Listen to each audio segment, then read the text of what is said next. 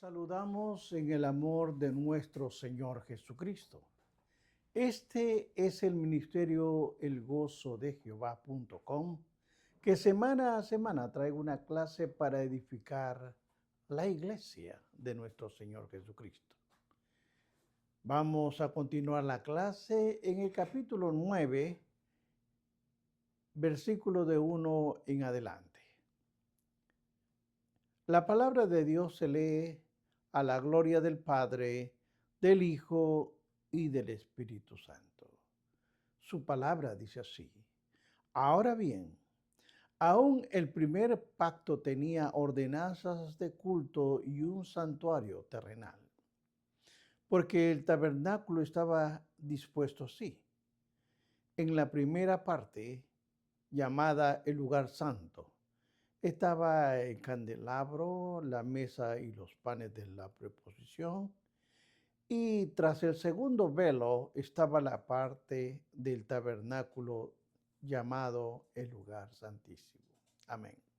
Padre de la gloria, vengo delante de tu presencia, Dios mío, reconociendo tu poder, tu grandeza, tu misericordia, tu fidelidad, que es grande, Señor.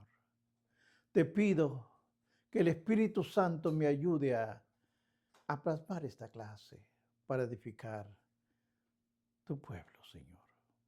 Amén. Bien, queridos hermanos, mantenga su Biblia abierta. Recuerde, este es un estudio. El tema de esta clase se llama El Nuevo Pacto. Segunda parte A. Recuerde, el Nuevo Pacto, segunda parte A. ¿Por qué pongo A y B? Es muy lógico que muchas veces la clase es muy larga y tengo que dividirla en dos partes. Pero como una forma de introducción, Dios nunca pide a nadie que deje algo sin ofrecerle mucho mejor a cambio. A nadie. El principal obstáculo es en el camino de la fe. En los hebreos era una incapacidad de ver que todas las cosas estaban relacionadas con la ley ceremonial, el pacto, los sacrificios, el sacerdocio y el ritual. Veamos, el pacto. Eran preparatorios simplemente y transitorios.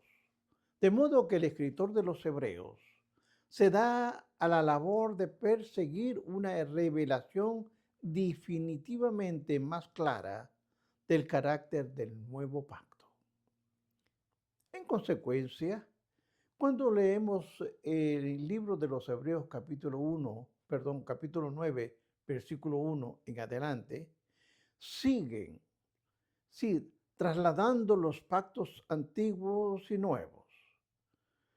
La primera parte del pasaje que vamos a estar estudiando está en el capítulo 9 de 1 en adelante. Resumen las características del nuevo pacto. Recuerde, hay características del antiguo pacto y el nuevo pacto. Por lo tanto, vamos nosotros a comenzar a estudiar el antiguo pacto. Vamos a ver cómo era, cómo se desarrollaba, cómo eran los eventos. Vemos nuevamente Hebreos capítulo 9, versículo 1. Dice, ahora bien, aún el primer pacto tenía ordenanzas de culto y santuario terrenal. Por medio del antiguo pacto que estamos estudiando, Dios prescribió algunas clases culto y un lugar especial para adorar. ¿Entiende estos dos puntos?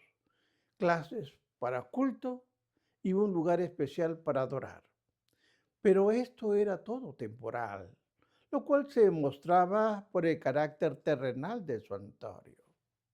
El santuario y el culto existían por institución divina, pero todo esto era temporal, como la tierra donde estamos, es temporal. Dios le ordenó para dar una descripción hermosa con significado y detallado del Mesías eterno. Ahora, entendamos esta parte que vamos a ver. Cuando el escritor de los Hebreos hace muchas comparaciones, ha comparado a profetas, a ángeles, a Josué, a Aarón, a Cristo, siempre señalando y demostrando la superioridad de nuestro Señor Jesucristo. Pero nunca, recuerde, menospreció a las personas con quien se comparaban con Cristo, a su obra. De modo que exalta a los profetas, exalta a los ángeles, a Aarón, a Moisés, a todos los exalta y al antiguo pacto. No compara a Cristo con personas o cosas que fueran insignificantes o carecen de significado, sino con las ordenados por Dios, sino, con, sino que son fieles y con un propósito. No intenta levantar a Cristo menospreciando a ellos. Todo lo contrario, hermanos, lo ensalza, lo alaba. Así exalta de esta forma a nuestro Señor Jesucristo. Recuerde, cuanto más enaltece legítimamente a los otros, a personas o cosas, tanto nos ensalza a Jesucristo. ¿Por qué? Porque es superior. Él siempre demuestra serlo. Dios, hermanos, instituyó las ordenanzas del culto, los ritos y las ceremonias para que ayudaran todo esto a mostrar a su Hijo, el Mesías, el Salvador eterno, el Salvador verdadero. Eran servicios divinos, pero eran servicios temporales, realizados en un santuario temporal. Ahora, el libro de los Hebreos, cuando vemos el capítulo 9, versículos 2 hasta el 10, menciona tres cosas. Vea su Biblia, menciona tres cosas: el culto antiguo, su santuario, sus servicios y su importancia. Hay tres puntos que desarrollar. ¿Cómo era el culto antiguo, su santuario y sus servicios y su importancia? Veamos el primero, el santuario antiguo. Veamos Hebreos 9, versículos 2 al 5. Porque, porque tabernáculo estaba dispuesto así en la primera parte, llamada el lugar santo. Estaba el candelabro, la mesa de los panes de la preposición. Tras el segundo velo estaba la parte del tabernáculo llamado el lugar santísimo, el cual tenía un incensario de oro y el arca del pacto que cubierta de oro por todas partes, en la que estaba una urna de oro. Contenía el maná, la vara de Aarón que reverdeció y las tablas del pacto. Y sobre ella los querubines de gloria que cubrían el propiciatorio, de los cuales cosas no se puede hablar en detalle. Vamos entendiendo palabra por palabra. Recuerde que acá hablan dos porque el tercero no se puede hablar en detalle. Vamos a explicarlo luego. Esta es una descripción breve del santuario antiguo. Primero, del tabernáculo y después del templo. Sin embargo, aquí está el énfasis, está en el tabernáculo. Fue el primer santuario pero además del más temporal y más terrenal, porque por ende sirve solamente para ilustrar la mejor idea del autor. Estaba hecho especialmente de pieles y era transportable, o sea, se podía mover. Y aún desde el punto de vista humano era esencia de lo que no permanece. Daba la impresión de ser transitorio. Nuestra Biblia nos muestra solo 2 capítulos dedicados a la creación, aunque como 50 enfoques en el tabernáculo. Recuerde, en la creación se dedican 2 capítulos y en el tabernáculo más o menos 50 capítulos. Puede usted verlo en Éxodo, capítulo 25 al 40.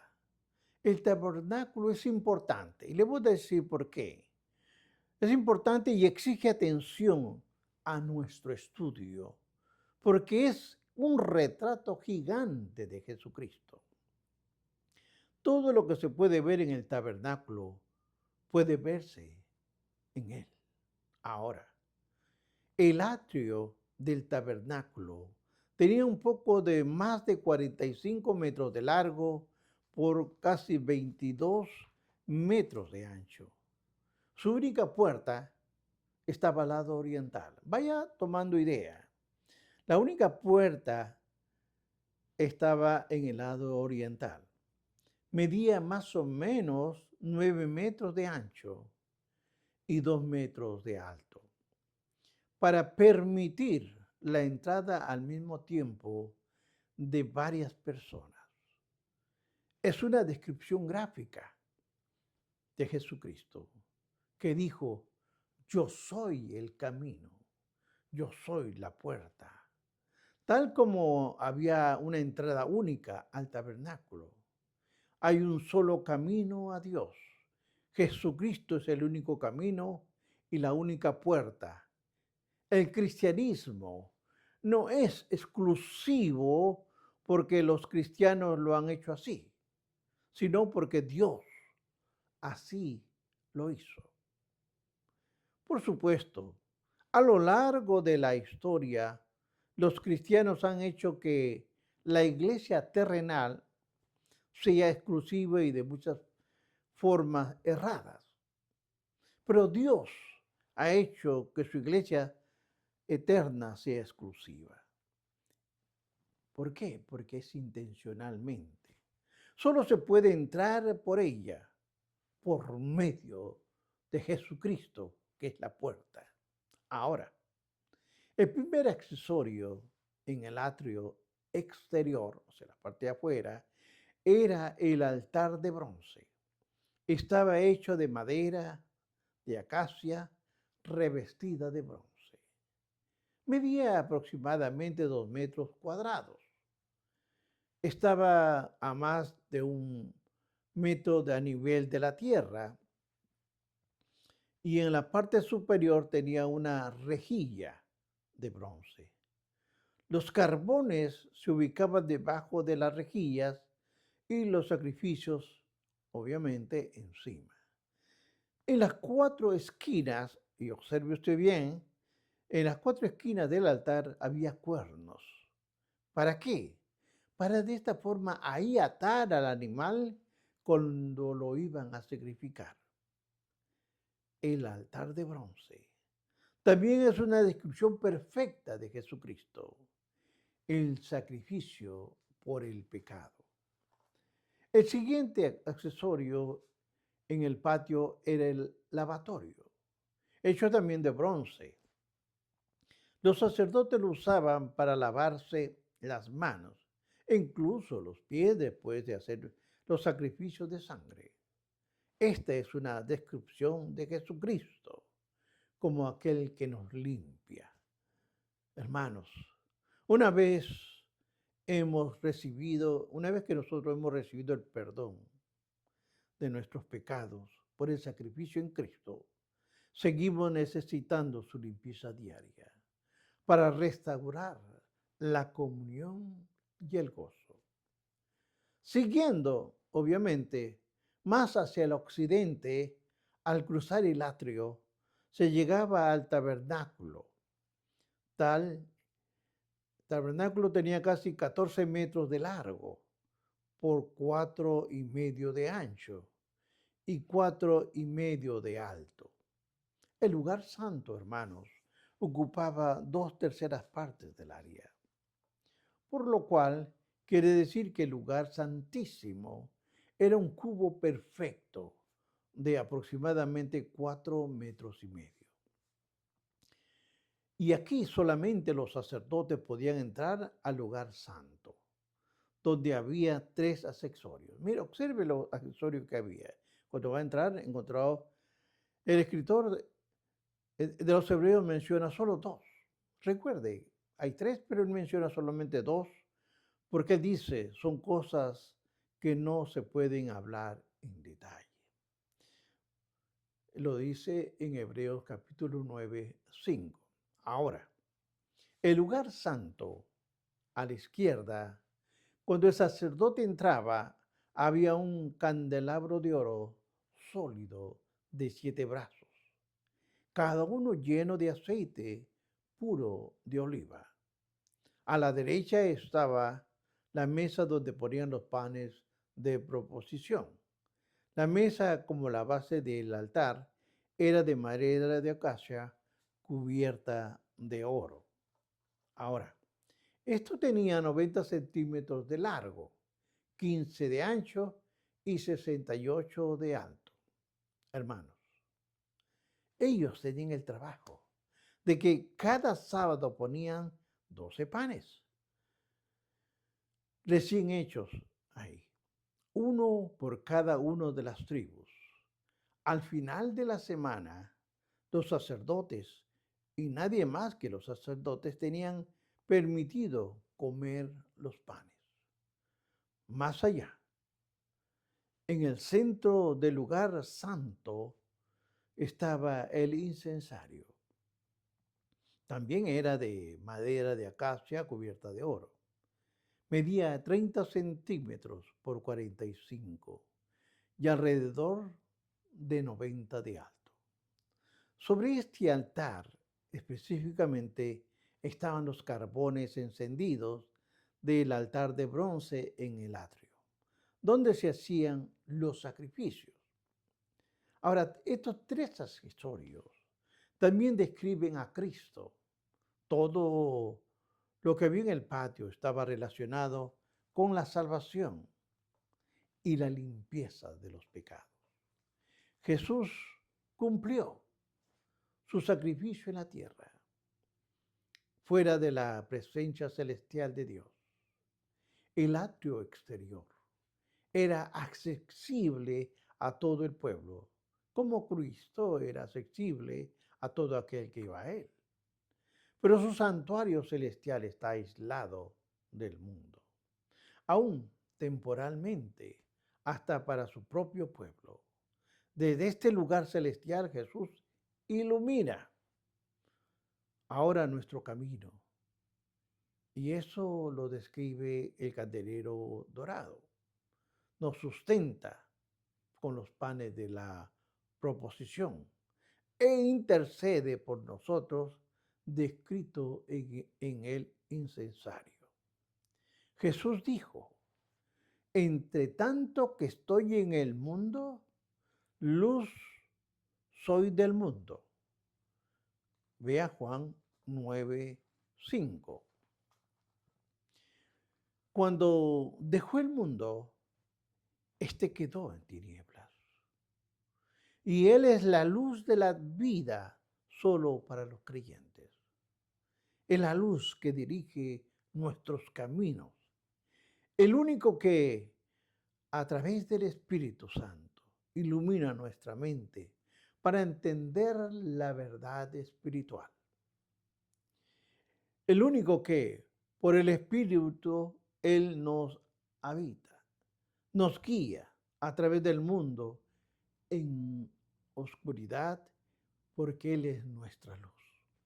Jesús es nuestro sustento en nuestra mesa de los panes de la proposición. Él nos alimenta cada día, nos sostiene con la palabra. La palabra no es solamente nuestra comida, sino nuestra luz. Y el aceite es el Espíritu de Dios que ilumina al mundo por nosotros. El altar del incienso describe a Jesucristo, haciendo intercesión por nosotros. El sacrificio perfecto, haciendo el intercesor perfecto. Ahora, el lugar santísimo, más adentro, tras el segundo velo está la parte del tabernáculo, llamado el lugar santísimo, donde solo podía entrar el sumo sacerdote. Y solamente entraba una vez al año, el día de la expiación. Es muy importante que entienda esta palabra expiación. En este lugar, el más santo de los lugares terrenales, no había más que un necesario, el arca del pacto. En ella había 3 artículos extremadamente preciosos. En una urna de oro contenía el maná, en la vara de Aarón que reverdeció, y las tablas del pacto. Estaba hecho de madera, de acacia cubierto de oro. Tenía alrededor de 90 centímetros de largo y 67,5 de ancho por 60 de alto. En la tapa estaba propiciatorio. Ese era el propiciatorio donde estaban los querubines de la gloria. Figuras angelicales hechas de oro sólido. Entre las alas de estos ángeles, oiga bien, entre las alas de estos ángeles, en el propiciatorio, Dios se encontraba con los hombres. Dios se encontraba con los hombres. Cuando vemos el libro de los Hebreos, capítulo 25, versículo 22, dice, y de ahí me declaré a ti y hablaré contigo sobre el propiciatorio, de entre los 2 querubines que están sobre el arca del testimonio, todo lo que yo te mandare para los hijos de Israel. Hermanos, si Dios y el hombre se iban a encontrar, el encuentro solo podía ocurrir en este lugar. Lamentablemente, bajo la economía del Antiguo Testamento, solamente una persona podía entrar al lugar santísimo y con muchas limitaciones. Para todo propósito práctico, el hombre no tenía acceso a Dios en lo absoluto. Los sacerdotes regulares no podían ir más allá de la primera puerta, lo que es el santuario, y la persona común no podían ir más allá del atrio exterior. Ahora, entiende esta parte. El único mobiliario en el lugar santísimo era el arca, que representa a Jesucristo, la proposición verdadera. Cuando conocemos a Jesucristo como Salvador, llegamos a la presencia de Dios, el verdadero lugar santísimo. Ya Dios no está en contacto con el hombre entre las alas de los querubines, en un propiciatorio dorado. Él está en contacto con los hombres, pero a través de su Hijo, por medio del cual el velo se partió en 2. Jesucristo es el propiciatorio. Sobre la base de la sangre del Cordero, tendría 2 comunicaciones con Israel. Y sobre la base de la sangre de Cristo, la tendría con los hombres. Cuando Juan usa el término propiciación en primera de Juan 2:2, relaciona a Jesús como el propiciatorio. El antiguo pacto tenía un santuario con descripciones y símbolos divinos, pero era terrenal, era temporal y nunca proporcionó acceso verdadero a Dios. Vamos a ver el segundo punto, los servicios antiguos. Vea usted, los servicios antiguos. Está en Hebreos capítulo 9, versículos 6 y 7. La palabra dice así, y si y así dispuestas estas cosas, en la primera parte del tabernáculo entran los sacerdotes continuamente para cumplir los oficios del culto. Pero en la segunda parte, solo el sumo sacerdote, una vez al año, no sin sangre, la cual ofrece por sí mismo y por los pecados de la ignorancia del pueblo. Hermanos, me toca explicar esta parte. El antiguo pacto tenía servicios divinos en su santuario todos los días. Esto no era un día por semana ni dos por semana, eran todos los días. Los sacerdotes debían recordar, ellos tenían que recordar que siempre tenían que recortar las mechas, pero añadirle aceite al candelabro y poner incienso en el incensario. Todos los sábados debían cambiar los panes de la proposición. Ellos tenían que cambiarlo. Entraban y salían constantemente del lugar santo. Entienda, todo esto sucede en el lugar santo.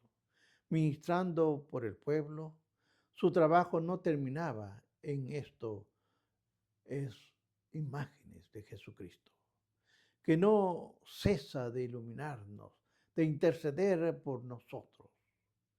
Esta labor suya es perpetua, continúa e incesante. Es maravilloso que nuestro Señor nunca detenga su labor sacerdotal por nosotros. Es un sumo sacerdote que vive para siempre. Sin embargo, nada describe a Cristo tan perfectamente como la labor del sumo sacerdote en el lugar santísimo durante el día de la expiación. Hoy llamamos el día de Yom Kippur, consumada y explicada en el capítulo 7 de este libro. Cuando un israelita pecaba, su comunión con Dios cesaba. En consecuencia, hermanos, los sacrificios por el pecado nunca terminaban y la obra sacerdotal nunca estaba completa. Sin embargo, a pesar de los sacrificios continuos, se acumulaban muchos pecados desconocidos u olvidados, por los cuales no se podía ofrecer ningún sacrificio. Ahora, el propósito del día de la expiación era hacer sacrificio por todos esos pecados que no estaban cubiertos. Es decir, ellos se arrepentían de unos pecados, pero se habían olvidado de otros. Era un día grandioso para la liberación de la conciencia. Vea el libro de Levíticos capítulo 16. El israelita sabía que cualquier pecado olvidado en los sacrificios diarios sería ahora considerado. La pizarra quedaba completamente limpia, al menos simbólicamente por un tiempo. Yom Kippur era un tiempo de liberación y alivio. Era una fiesta grande. El juicio devoto anhelaba el día de la expiación. No podía entrar por sí mismo a la presencia de Dios, pero el sumo sacerdote lo haría por él y recibiría la liberación.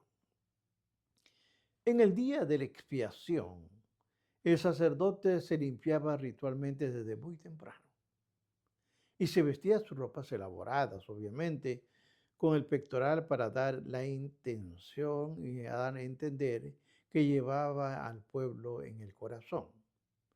El efod sobre los hombros para dar a entender que tenía el poder para ello, que representaban realmente las 12 tribus. Entonces comenzaba su sacrificio diario.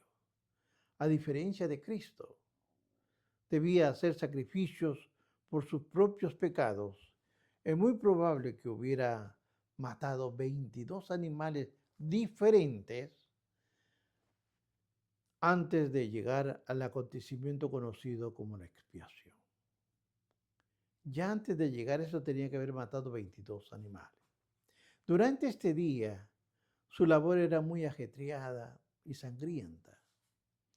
Después de finalizar todos estos sacrificios, se quitaba su vestimenta de gloria y belleza y volvía a bañarse completamente y luego se ponía un vestido de lino blanco, sin ninguna decoración o ornamento, que realizaba el sacrificio de expiación. Ahora, en este ritual, el sumo sacerdote simbolizaba a Jesucristo que, en la verdadera hora de expiación, se despojó de toda su gloria y belleza, hasta hacerse el más humilde de los humildes.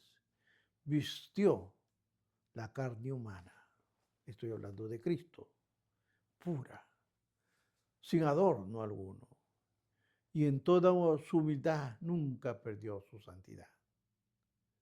Cuando el sumo sacerdote terminaba la expiación, volvía a vestirse de traje de gloria y belleza, describiendo aún más la obra de nuestro Señor Jesucristo.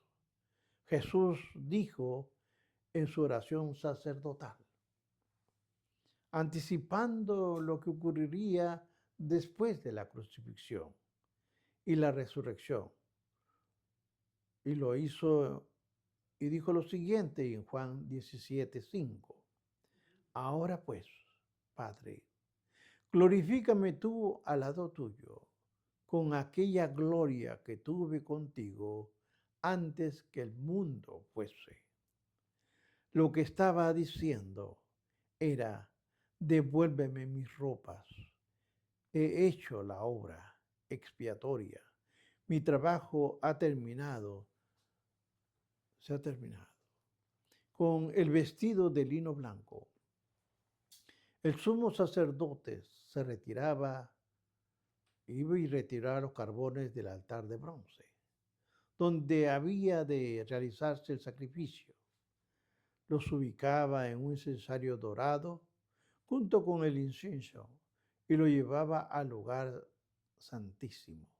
Aquí viene al hacer una descripción bellísima de Cristo en intercesión por los suyos ante la presencia de Dios. Y luego el sumo sacerdote salía y tomaba un novillo comprado con su propio dinero para ofrecerlo por sus pecados. Después de matar al novillo y ofrecerlo en sacrificio, otro sacerdote le ayudaba a recoger la sangre que iba derramando. Y en esa sangre lo batía, lo batía, lo batía, lo batía, un poco de ella en un tazón pequeño y llevaba todo esto al lugar santísimo, donde la rociaba en el propiciatorio. El pueblo podía oír el sonido de las campanas de sus vestidos a medida que se movía. Hermanos, esto entienda. El sumo sacerdote tenía campanitas en todo alrededor de su vestimenta. Así que cuando él se movía, obviamente las campanitas sonaban. Pero si por alguna razón dejaban de sonar, es porque es posible que haya muerto adentro, en la presencia de Dios. Entonces este sumo sacerdote entraba con una soga amarrado en la cintura de tal manera que si no se escuchaba la campanita, lo jalaban hasta sacarlo. Pero acá hay algo importante. Él lo sacaban porque ya él estaba muerto. Pero si salía, había que tener 2 cabritos, lo esperaban en el altar de bronce. En una pequeña había 2 pajillas para decidir cuál cabrito usar en cada propósito. Es decir, salía el sumo sacerdote, habían 2 cabritos, estaban ahí listos. A uno lo van a sacrificar, al otro no. Una pajilla estaba marcada por el Señor y la otra para Azazel, que significa para quitar o alejar. Eso es lo que es el chivo expiatorio. Fuentes echaban a los cuernos de los cabritos. El designado para el Señor se sacrificaba sobre el altar. Su sangre rociada en la misma forma que la del novillo y se batía en el tazón que se llevaba al lugar santísimo. Esta sangre también se regaba sobre el propiciatorio, pero esta vez por los pecados del pueblo. De nuevo, se apresuraba a salir. Luego se ponía sus manos sobre el cabrito que quedaba. Recuerde, eran 2 cabritos. Entonces en uno de ellos ponía las manos. ¿Qué simbolizaba realmente? Le ponía la mano en la cabeza y simbolizaba que se iba a llevar el pecado del pueblo. Entonces lo llevaba a un lugar, a una montaña lejos, al desierto, para que se perdiera y no regresara. Es decir, el cabrito representaba la satisfacción de la justicia divina, en cuanto había habido pago por el pecado. El segundo cabrito, oiga bien, representaba la satisfacción de la conciencia del hombre por haber sido libre del castigo por el pecado. Aquí también volvemos a ver a Cristo en su muerte. Pagó por el pecado del hombre, satisfaciendo con ello la justicia de Dios. También se llevó nuestros pecados, dándonos paz en la mente y en la conciencia. En realidad, los 2 cabritos son parte de un mismo sacrificio. Vea, estudie Levíticos capítulo 16:5, que dice así: y la congregación de los hijos de Israel tomará 2 machos cabríos para expiación y un carnero para el holocausto, que representa la propiciación y el perdón, 2 aspectos de un solo sacrificio expiatorio. Bendiciones, hermanos.